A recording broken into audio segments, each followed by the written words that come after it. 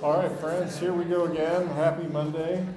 I think the syllabus says there's class on Friday, which of course there isn't because it's your spring day, so yay. But we shouldn't need to adjust the syllabus as a result. I think we'll be fine. So we have been talking about alkene halogenation. In this reaction, as I said, there are no regioselectivity issues because either carbon gets a bromine. The product is a 1,2 vicinal dibromide. You get anti-products only, and that is because you form a bromonium ion first, as shown in the mechanism here, and then the bromine opens up that three-membered ring molecule, which looks vaguely like an epoxide. In this case, the leaving group, you've got the positively charged bromine that's bonded to two things. It will leave as a neutral alkyl bromide, that is, it's going to stay attached to carbon B and leave as the neutral bromine, and then the nucleophile is the other bromine. We're going to show it preferentially attacking the more substituted carbon. As I mentioned last week, you can't tell, but there's evidence in a related reaction that that's the case. And your products are the 1,2 vicinal dibromide with the anti-orientation. Now, this reaction is kind of a fun one for a couple of reasons. First, the intermediate, or the product that's formed, the 1,2 vicinal dibromide, is useful in synthesis. We'll get to that in a second. The second reason this is kind of interesting is I can ask you some questions that really probe your understanding of stereochemistry. So, as we're learning to master these reactions, we're going to work on being able to think backwards. If I show you this product and tell you this was alkene halogenation, what was the stereochemistry of the original alkene? Well, this is where you want to think analytically and not too quickly. If you're moving too quickly, some of you are going to be like, oh, it was that. And the problem with that answer is that this reaction gives exclusively anti-addition products. So this 1,2 or vicinal dibromide could not have come from the cis-alkene. What would have been the product from the cis-alkene? If I had drawn the molecule like this, the cis-alkene would have given me this 1,2 dibromide, which happens to be chiral, so I'll draw the other enantiomer as well, because you'd have to get both. Notice that I could have drawn, simply by rotation around carbon-carbon bonds, I could have drawn these products in a slightly different way, right?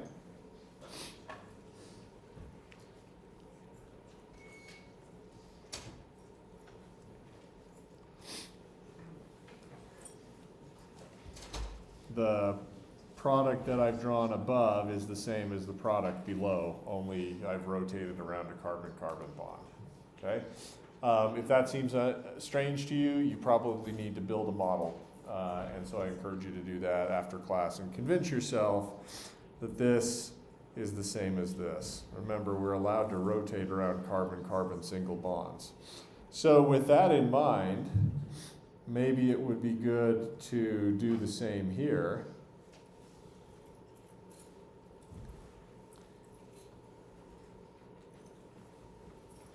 Does that help you see what the starting material should have been? You see how if we had used the trans alkene starting material, we could have gotten to this, final product. And again, that stereochemistry is governed by the fact that you made a bromonium ion. So the intermediate looks like this because the methyl groups are trans to each other in the starting material. they must also be trans to each other in the bromonium ion intermediate. I can draw the other hydrogens as well. Carbon A and carbon B of the bromonium ion intermediate are, carbons A and B are identical to each other. This intermediate is chiral. I'm going to use the plus minus symbol to mean we get the other enantiomer. I'm going to show Br minus attacking carbon A, but it could just as easily have been carbon B. That happens in SN2 fashion with inversion of configuration. So we'll show that with the new bond between bromine and carbon A oriented along the pathway that bromine used to attack carbon A. The methyl group is now pointed towards the top of the page, whereas it used to be pointed at the bottom of the page. And hopefully you can see how what I've just drawn here is the same as what's drawn above. You would get that same exact product if you had attacked carbon B as well. That's one way to show inversion of configuration with a bromonium ion. That's a similar, we've done a similar thing when it came to epoxides. If you detest that particular view, that's fine. You could draw the bromonium ion this way.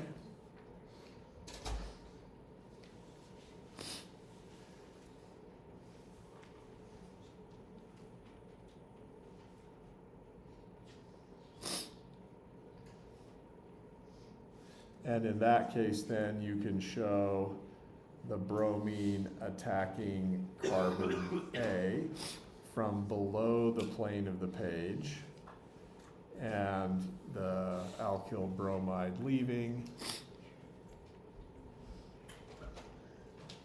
Carbon B is going to remain unchanged, and in carbon A, the bromo group that came in is going to be oriented back towards the below the page.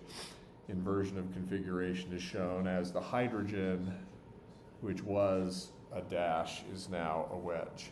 What I've shown you here are two equivalent ways of opening up bromonium ions. Both of them work, both of them convey the exact same information. You may need a model set to convince yourself that they're equivalent. But these stereochemical issues are really important, and I guarantee they're going to come up on the exam. You should work with this until you can master it, because some of what you're going to face is going to be exactly like this. You're going to see, oh, and if you're thinking too quickly, you're going to be, okay, I know halogenation puts bromines on adjacent carbons, and that looks like a cis alkene, so boom. And then you just saw 6 to 8 points go away from you, which is really sad. So don't do that, all right? Okay, the second thing I want to tell you, any questions about that, by the way? Stereochemistry, bromonium ions. Right, so let's talk about synthesis. I want to point out that we now, and this is something you've seen before, but I just want to point out that the product of alkene halogenation is the vicinal 1,2-dibromide.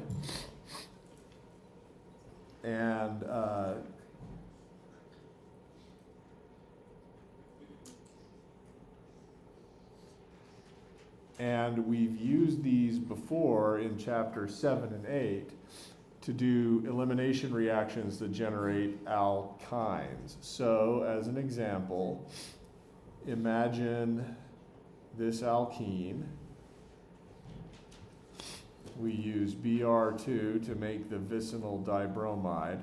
I'm not using dashes or wedges here, in part because in our final product, stereochemistry is not going to be an issue. This carbon is not a stereocenter, so it doesn't matter if I show dashes or wedges. I'm trusting you to know what an sp3 hybridized carbon is. I'm not showing dashes or wedges here because I'm communicating that even though this is a stereocenter, the starting material is not chiral, so you should get both configurations at this carbon. So that's the 1,2 or vicinal dibromide product. if I use a strong base that's not a good nucleophile, I can do two elimination reactions. The conditions that are described in your textbook for this are to use the base sodium amide, or sodium is the counter ion, NH2 minus is the base.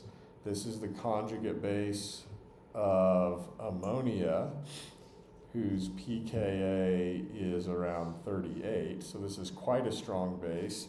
The reason it's not a good nucleophile is that it's an ionic compound, it's a salt, and it's not very soluble in water. So, organic solvent. If you put it in water, it's simply going to rip a proton off water, and then you've got an expensive way to make sodium hydroxide. But it's the salt itself, the ionic compound, is not that soluble in organic solvent. And that limited solubility makes it not a good nucleophile, but still allows it to be a good base. Excuse me, sorry I'm sneezing. All right, so if I use 2 molar equivalents of sodium amide, NaNH2, for every molecule of 1,2-dibromide that I have, I'm going to be able to do 2 tandem elimination reactions. You've seen that before. I won't draw the mechanism. I'll just point out that you have beta to the first bromo group, you have a proton, and then beta to the second bromo group, you have a proton, and therefore you can do 2 elimination reactions to get this alkyne product. All right, you can call this carbon A and carbon B. Here's carbon A, here's carbon B. You've seen that before. If you need help on that, that should be, let's see, where, section 8 point something. So check chapter 8, 8.10 maybe. Check chapter 8 for review on that. Why would you want to do this? Well, as soon as you make the alkyne, if you add a third equivalent of NaNH2, the pKa of an alkyne proton is 25. So you just need a base that's strong enough to remove that proton. And you can convert that alkyne into a nucleophile, which you can then use as a good nucleophile and a strong base in SN2 reactions. So think about making carbon-carbon bonds with electrophiles, things like alkyl halides and perhaps epoxides. All right, so we're going to come back to this idea of synthesis, but I just wanted to pause and review where we've been, because now you have a reaction you've done before, but we're connecting it in a series now to a new reaction we just learned. All right, any questions about alkynes? You guys look like you missed an hour of sleep or something this weekend. Daylight savings, right? Okay.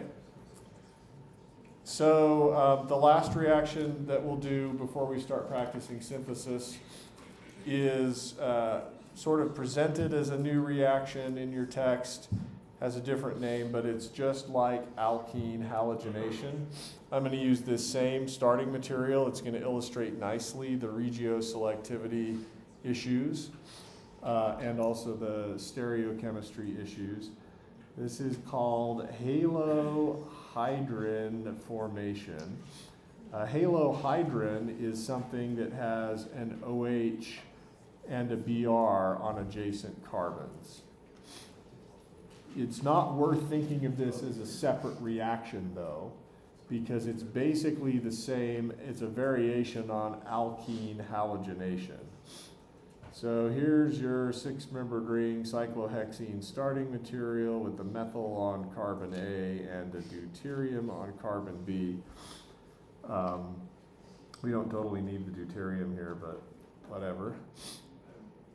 we're going to use either Br2 or Cl2, but as a solvent, we're going to use either water or an alcohol. Well, I'll show you the example with water, and then I'll show you potential products when you have an alcohol as your solvent.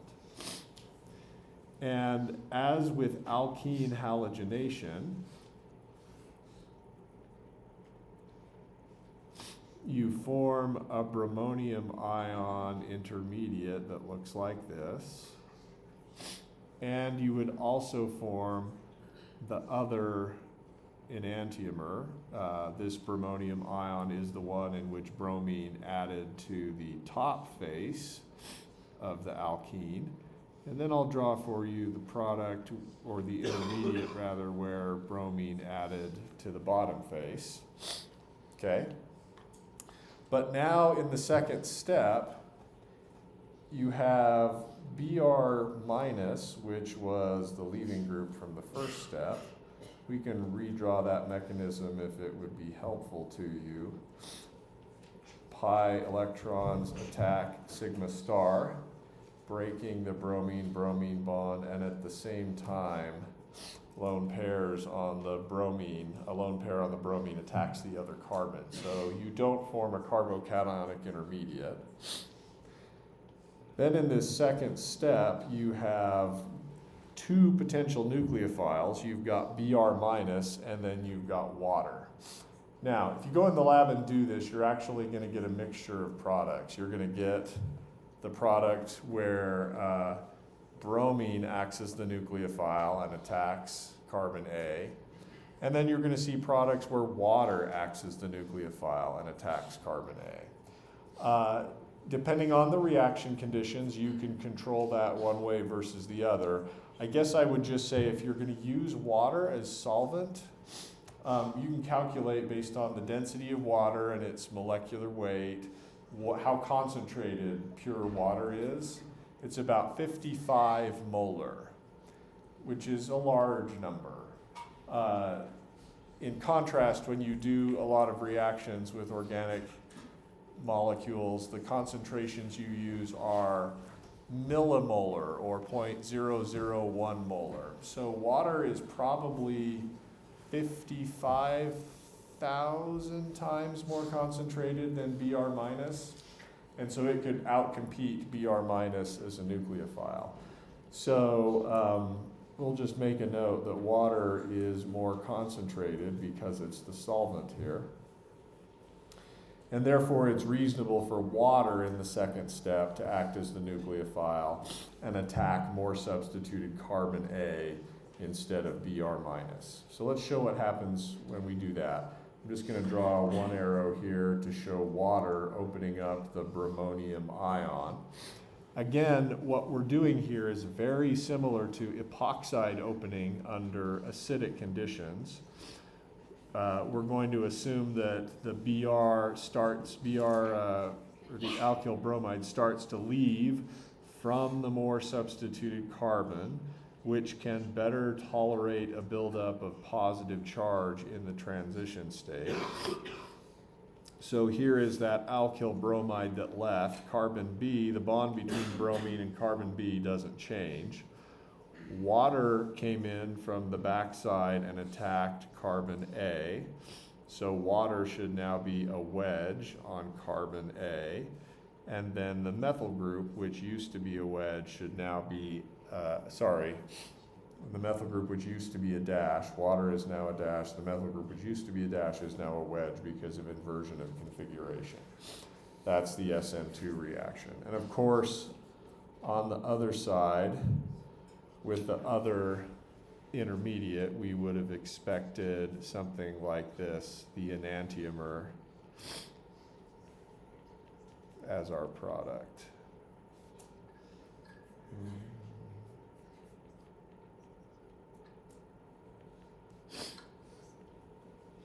Okay? And so this, we're not quite to our final product yet. This is an oxonium ion. You have a positively charged oxygen that's bonded to two hydrogens.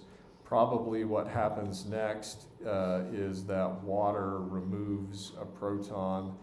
This should be a simple and fast step because the pKa of the proton we just removed is around -2, which is basically the same as the pKa of the hydronium that we formed when we removed that proton.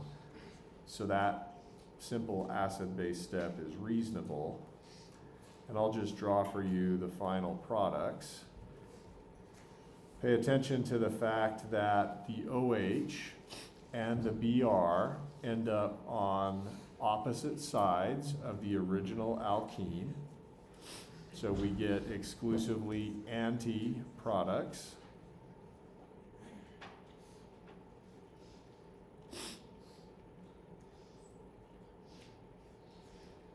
And we'll just highlight that in green will be the bromine that came from the Br2, and in blue will be the OH that came from water. This is a halohydrin product. You've got a halogen on one carbon and then hydroxide on the other carbon, a hydroxy group on the other carbon. So that's where that name comes from. Okay, questions about that? So don't think of that as a separate reaction as halogenation. Just think that's halogenation, but the thing in the second step that acts as a nucleophile is water. Similarly, you could do, if you did the same reaction, you could follow the same mechanism. And if you used Br2 and then an alcohol, it would be the alcohol that acted like a nucleophile in the second step. And this would be your product.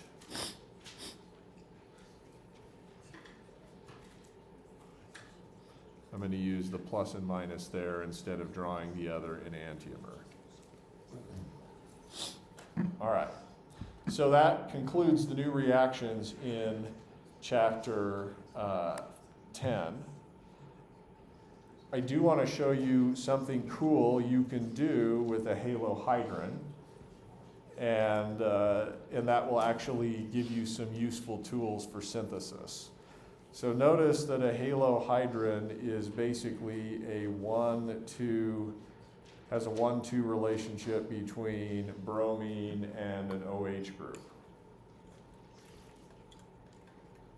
So let me show you a simple one. Here's a simple alkene, ethylene. If you want to use Br2 and water, of course with ethylene carbons A and B are identical, so we're not worrying about which A, whether carbon A or B gets the Br versus the OH. There's no regioselectivity issues here. Also, because neither of the carbons that end up bonded to OH or Br are stereocenters, I'm not showing dashes or wedges. It doesn't particularly matter. But when you see a halohydrin, I want you to be thinking, look, I've got in the same molecule something that has the potential to be a leaving group. I'll highlight that in green. And then over here, you have the potential for something to be a good nucleophile. If this alcohol were deprotonated, this would become something that was a good nucleophile / good base. In other words, it could do perhaps substitution chemistry. And you would expect this nucleophile, if we were able to remove that proton, you've got a ready-made leaving group very few bonds away, and you could potentially do an intramolecular SN2 reaction. So a popular way to remove protons from alcohols without any undesired byproducts is to use the base sodium hydride. This sodium is the counter ion, H- is the base. This is also an ionic compound that's not particularly soluble in organic solvent. But the reason it's popular as a base is that its conjugate acid removes itself from solution without any purification. So here's H minus as a base. You remove the proton, and the conjugate acid of your base is hydrogen, which is a gas that's lighter than air, and so that just bubbles off into the atmosphere and without any byproducts at all. I guess the sodium ion is still behind. Then you've got your nucleophile that's one carbon away from your leaving group, one bond away rather from your leaving group. So you can do the intramolecular SN2 reaction to convert that intermediate into an epoxide.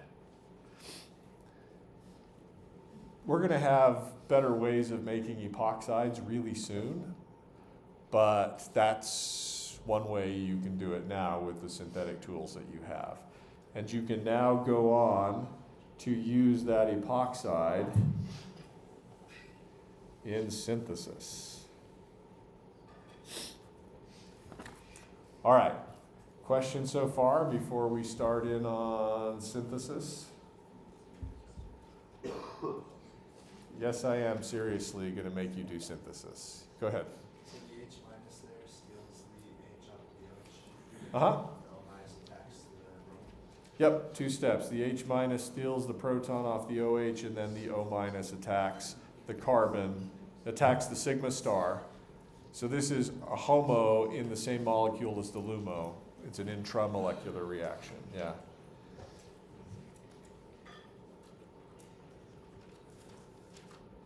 Others? Yes? Does this defeat the purpose of hyperconjugation? How? I'm not sure I follow. Like the LUMO and HOMO, aren't they overlapping in this model? So it's not, hyperconjugation would be the LUMO, the sigma star overlapping with a bond. In this case, you have lone pairs that are not just overlapping, but dumping electrons entirely into the sigma star. That results in the formation of a new oxygen-carbon bond, but a breaking of the old carbon-bromine bond. Okay, what else?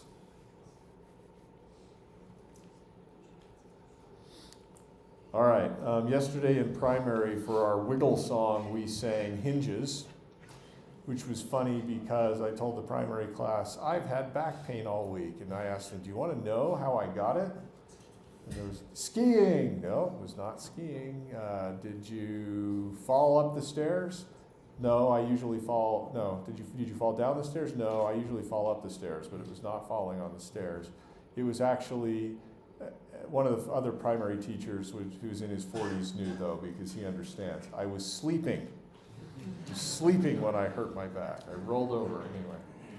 It's getting better. My sister taught me some stretches that I can do up here while I'm lecturing. So if you see me leaning over, I'm actually doing much better. But Friday I was leading a tour for some prospective graduate students in the department. We were walking around campus, and I was walking around like my 99-year-old great-grandmother used to walk. It was really kind of sad. Well, here we are. Let's do some synthesis. So there's a couple of ways that you can practice synthesis. You can practice it in the forward direction or the reverse direction. And as with a lot of things, it's about muscle memory and practice. So you're going to sit here today while we do synthesis, and you're going to nod your heads and say, yes, I see, that makes sense. When you are in the testing center experiencing the fog of war, I promise you it will no longer make sense. So you need to practice it until it does. And ask yourself questions along the way. So I'm going to show you a relatively innocent molecule. We're going to talk about backwards thinking to begin with. Introduce the concept of what's called retrosynthesis. All right, there is a product that we are going to synthesize. In a synthesis question, it can be open-ended or closed-ended. Some synthesis questions will tell you your starting materials have to fall within these parameters. Other synthesis questions will just say, show me a reaction that generates this as a product. I will tell you that for the question we're going to work on today, your product, your starting materials need to have 2 carbons or fewer. Usually the instructions will say something like, all carbons in your product, you're free to use whatever reagents you want, but all carbons in your product must come from starting materials 2 carbons or less. Yeah? Is this for general synthesis reactions or just this? Just read the instructions. It will say. As you do problems in your text, sometimes they will have instructions like this, other times they won't. Okay. I thought that was a general. No. No, and you know what starting materials you're allowed to use in the lab. It's an economic decision. You buy whatever starting materials are most convenient and are cheap enough that you can afford them. If you are a major pharmaceutical company, you're motivated by the bottom line. You want to invent a process that allows you to take the cheapest starting materials possible and convert them via the cheapest route possible to the most valuable molecule possible. And so it's quite a challenge. The starting material needing to have 2 carbons or fewer rules out the following simple solution, right? Okay, I know how to synthesize this molecule. We'll start with this, and then we'll add an acid. As the mathematicians say, QED. Yay, now can I go out and play? No, your task is not done yet. So yeah, you've got it. That's not your allowed starting material. Okay, so organic chemists have developed a process called retrosynthesis, where they look at a product and they ask, which bonds in that product do I know how to make? So let's do this. Which bonds do I know how to make? Now, the fact that I've told you you can only use 2 starting materials with 2 carbons, but there are 1, 2, 3, 4, 5, 6 carbons in the product, tells you you're going to have made some carbon-carbon bonds. So one of the most useful things you can do in a product is look for carbon-carbon bonds that you know how to make. Because I know the answer to the problem, or one of the answers, there's many possible routes, I can guide you along the way. But let me tell you that if your starting materials can have 2 carbons, do not waste your time making bonds between 1 carbon pieces. Use the talents that the problem and the blessings that the problem has given you to solve the problem. In other words, what I'm telling you is, it might make sense to break this molecule up into 3 2-carbon pieces instead of a 1-carbon piece here and another 1-carbon piece there. We're just trying to be efficient, all right? With that in mind, the presence of the alkyne here is the major clue. So if I'm already thinking, I want to break this molecule up, thinking backwards to how I might have made this molecule and think, what bonds do I know how to make? And I'm already thinking, since I can use 2 carbon pieces, I want to think about bonds between 2 carbon units. Already, I would be interested in focusing on this bond, which I'm going to indicate with the squiggly line, and this bond. That would divide my molecule strategically up into a 2-carbon chunk here in orange, a 2-carbon chunk here in blue, and then a 2 carbon chunk there in pink. One of the things that can be helpful is to sort of categorize the bonds that we've identified. This bond here is between an sp3 hybridized carbon and an sp hybridized carbon. It's a sigma bond, a carbon-carbon sigma bond between sp3 and sp. And over here, I similarly have a carbon-carbon sigma bond between an sp3 carbon in pink and an sp carbon in blue. Also, would be good to note that the sort of 1-2 pattern between the new bond that I would have had to make and an OH group. So let's start over here, because this may be an easier one. Do I know of a reaction that might make a bond between an alkyne carbon and an sp3 hybridized carbon? If you got nothing, that's something you should fix before next week. Any takers? Yes? So, or I guess we just split the bond, then on the yellow side, replace this with a bromine. Okay, you want a leaving group on the yellow side. Good. Bromine would be great. Oops. And then, what else? And blue side, just have it be a lone pair. Blue side have what? Lone pair. Yeah, blue side, a lone pair. We're just going to be general and think strategically. We could have made that bond between the orange segment and the blue segment via an SN2 reaction. Oops. Like that. Okay? Good. That seems pretty reasonable. How about on the other side? How could I have made the bond between pink and blue?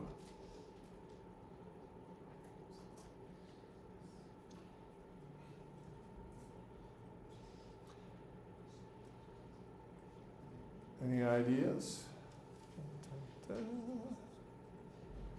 Gosh, just tell us already. Yeah, go ahead. It's just a guess, but the pink could have been an epoxide. The pink could have been an epoxide. Good. If you remember, I told you a while ago that epoxide openings lead to this structural pattern of a nucleophile on carbon 1 and an OH on carbon 2. We've got that pattern here. Could you have taken a nucleophile and an epoxide? Here's the blue segment. Here's the pink segment. And done SN2 opening of an epoxide. That would have given you this new bond.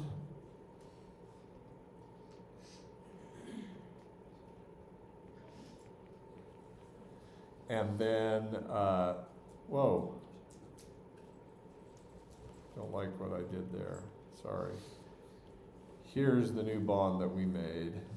This is carbon 1, this is carbon 2, here's the OH, or the oxygen. The negatively charged oxygen leaving group, which could pick up a proton during aqueous workup after the reaction to give you the product. Good, and that would make the bond between the blue segment and the pink segment.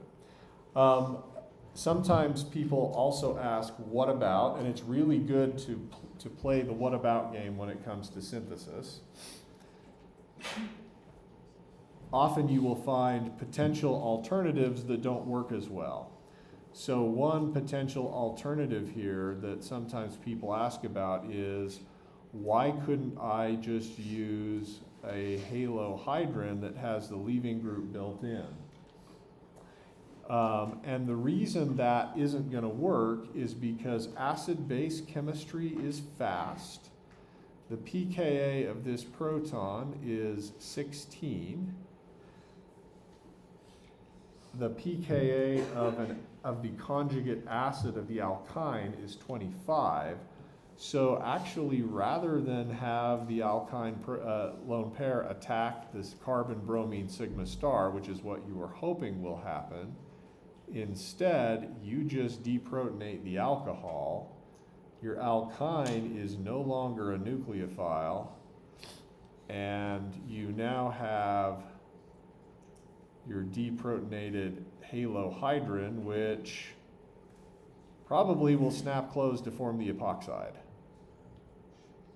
So though conceptually, oh, I need a nucleophile and I need a new leaving group, conceptually it seems like it will work. That strategy in practice is a bad way to go.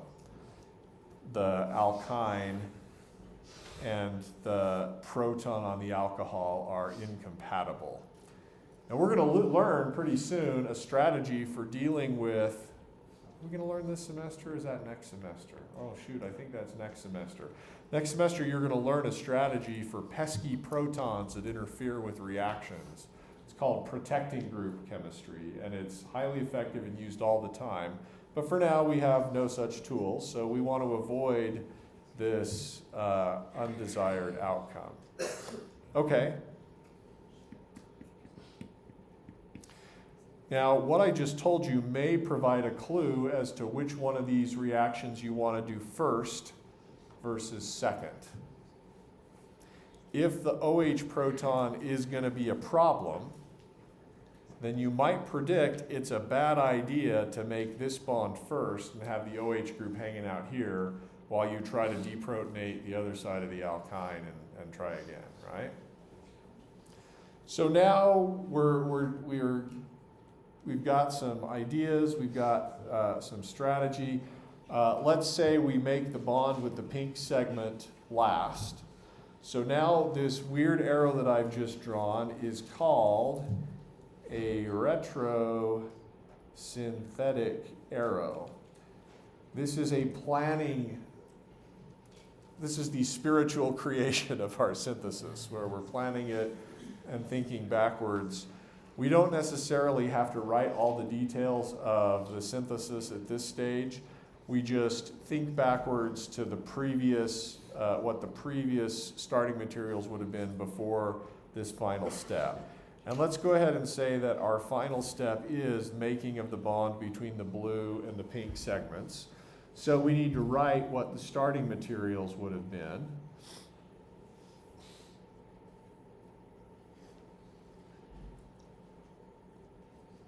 So here are the two pink carbons. Here is the blue segment. And then here is the orange segment. And I'm proposing that my last reaction be epoxide opening with a deprotonated alkyne, which is called an acetylide, with an acetylide nucleophile. If I wanted to, with my retrosynthetic arrow, I could have drawn the deprotonated alkyne, but since I know what epoxide opening with an acetylide means, it follows that first I'm going to deprotonate the alkyne and then I'm going to use it as a nucleophile. So this retrosynthetic arrow, again, we're planning it out. This isn't going to contain necessarily all the details. As I go back through and actually execute my synthesis, I'm going to have to use my brain and realize, okay, first deprotonate the alkyne, turn it into a nucleophile, then open up the epoxide. Does that make sense? Ish? It does now. Will it in the testing center? Got to practice. So now we've got, and each step backwards leads to simpler starting materials. Now we have two tasks. Our starting materials need to have 2 carbons or fewer. Looks like we've checked that box here with the epoxide. So that is an allowed starting material. So the green check mark means we don't need to go any further. Though, I just told you how we make an epoxide, so if you wanted to convert that into simpler starting materials, you certainly could. Now, let's do the other segment. We said that a simple SN2 reaction would be enough to make this alkyne, so I could have made that bond between orange and blue segments, starting with this alkyne and this alkyl halide via an SN2 reaction.